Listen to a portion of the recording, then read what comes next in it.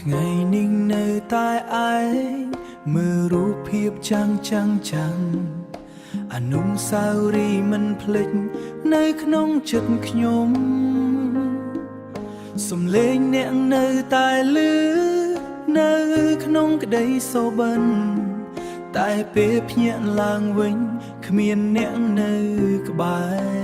រពាក្យសន្យាដែលថាមិនបែកគ្នាឥឡូវคล้ายជាខ្យល់ហើយឆ្ងាយបាត់ទៅខ្ញុំសួរខ្លួនឯងតើខ្ញុំខំអ្វីហេតុអ្វីស្នេហានេះបញ្ចប់ដោយទឹកភ្នែកបែកហើយតែបេះដូងនៅស្រឡាញ់ឈឺចាប់ប៉ុន្មានក៏មិនអាចភ្លេចអ្នកមើលមេឃរាត្រីនឹកឃើញតែអ្នកស្នេហាខ្ញុំនៅតែរងចាំនាងត្រឡប់វិញ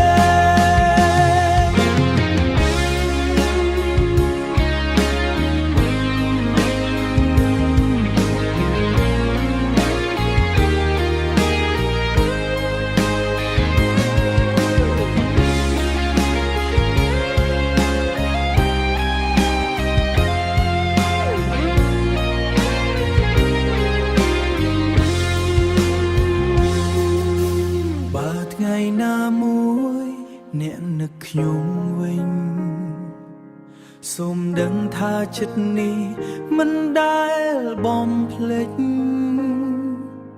ទួងពេលវេលាប្រែប្រួល